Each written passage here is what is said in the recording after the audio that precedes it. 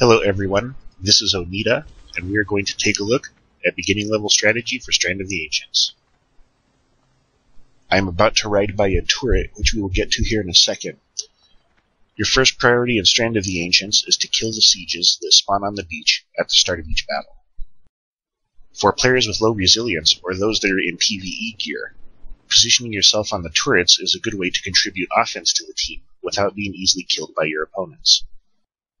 At the north end of the Battleground map is a beach, with a dock on the east side and one on the west. Each dock will spawn 2 siege vehicles, one on the dock itself and one on the beach near where I'm standing. I'm going to throw a Tricks of the Trade on this other player here and attack the siege that spawns on the beach. The objective for the attacking team in round 1 of Strand of the Ancients is to break through 6 walls and capture a battleground objective that is called the Titan Relic. The job of the defensive team is to delay the capture as long as possible. When attacking this siege, I am using Shadow Dance combined with my unused trinket to maximize my damage output, and players of any class should do the same to bring the sieges down before they can damage any of the gates.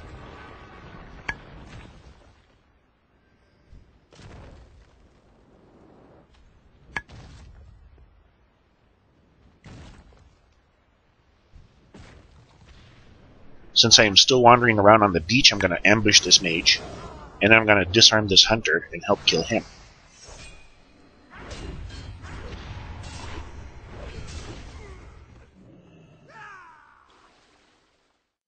Aside from siege vehicles, attacking players can damage the gates by picking up charges from the docks, dropping them off in front of the gate, and letting them explode. Defensive players can disarm these charges, which renders them useless. When a gate has been breached, you can use these teleports to move to a defensive position farther south.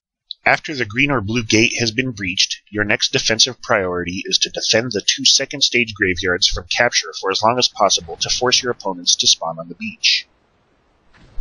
One-on-one, Frost Mages can be very difficult for rogues to handle. In this case, I'm going to attack this Frost Mage in 2 steps. First, I'm going to ambush.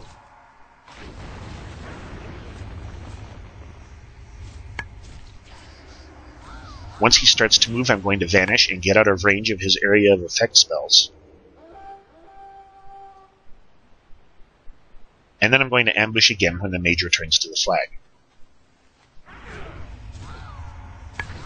If you're a rogue, this is a good way to handle a mage one-on-one. Behind the first set of gates there are 2 graveyards, one on the east and west side of the playing field. I'll defend one until the other side has fallen, or until I'm too overwhelmed to defend it myself. At this point, the other graveyard has fallen, so I break away to peel a mage and a hunter off a healer. This mage will be trickier to kill than the last one, because my sprint, vanish, and cloak of shadows are all on cooldown. So I drop smoke bomb to take me out of combat and allow me to re-stealth, and then I hit preparation to reset all my cooldowns. Once the mage's ice block breaks, I move in and attack with an ambush, but find myself picked to place. So I use another smoke bomb to allow me to re-stealth without the mage attacking me. Now that I'm back in stealth, I make my move to finally kill the mage, which I do right here. But as I'm killing him, I'm jumped by this hunter. The hunter has a flare down, so I can't re-stealth even if I want to. I just have to wait out his attack and try to close the distance between us. Fortunately, I have a healer who's helping me out, so I'm going to stick to the hunter to keep him from hurting the healer. Fan of Knives here will kill his snake trap.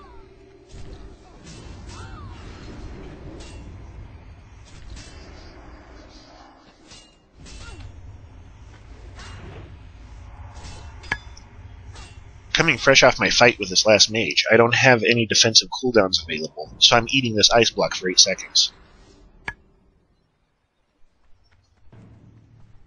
Once this ice block breaks, I use my nitro boots and attack the hunter again.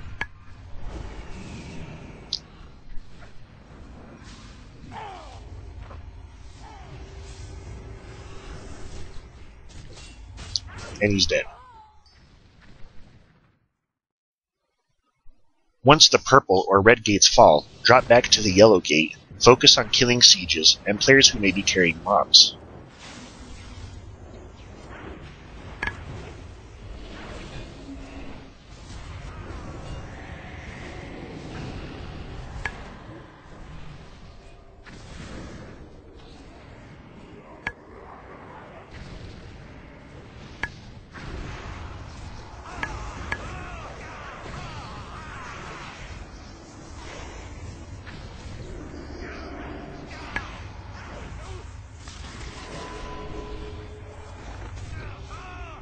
A priest rides by me, making a move on the final gate, which means he must be carrying a bomb which he's going to drop in front of the gate. He becomes a priority to kill.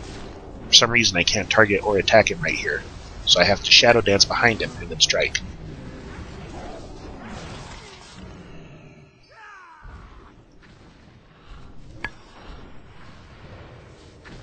Three sieges have made it into the final courtyard, and will be able to breach the last gate. In this case, it becomes a matter of delaying the sieges from breaking the gate for as long as possible.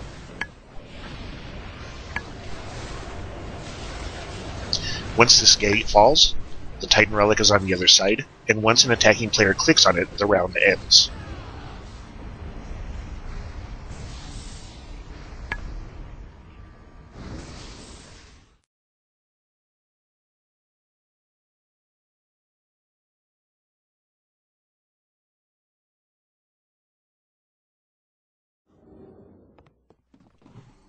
The teams have now switched places, and the defending team in round 1 is the attacking team in round 2. We will now have as much time to capture the Titan Relic as the attacking team did in the first round. Once you reach the dock, you can either pilot a siege or grab a bomb. The only way you can drop a bomb is if you were killed, so all players heading toward the gate should pick one up.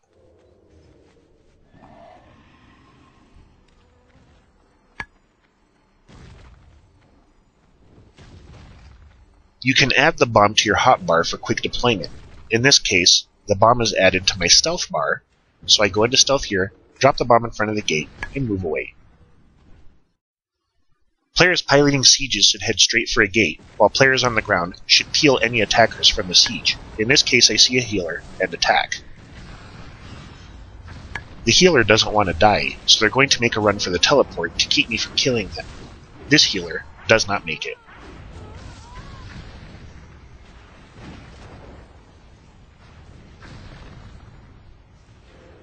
I go into stealth here so that I can get through the gate quickly once the siege destroys it. And once the gate is down, I'm going to head to one of the 2 northern graveyards and capture one for my team.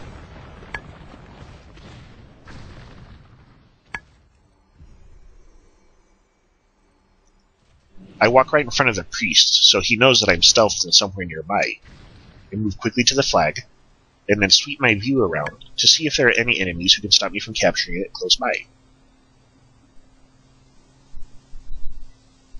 Here, the priest that spotted me mounts and rides away. Once he does, I go back and capture the flag.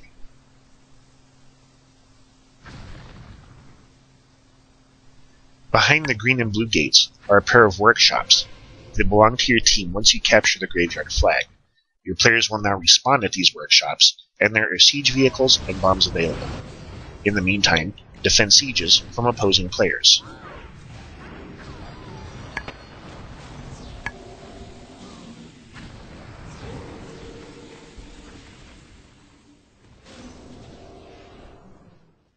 Behind the red and purple gates, and before the yellow gate, is a southern graveyard. Do not capture it, since it will force your teammates to respawn in a place that is far away from the workshop, sieges, and bombs.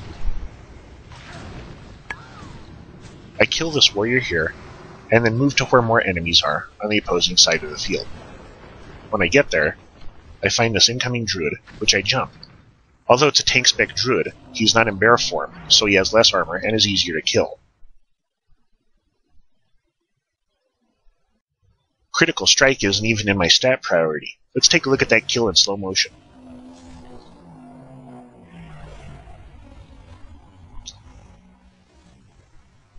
I don't like mages, so I'm going to throw a blind on this mage and move into the courtyard.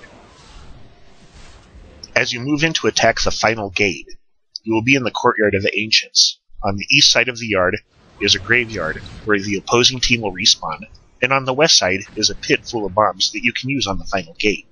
Once you enter the courtyard, make your move right for the pit where the bombs are.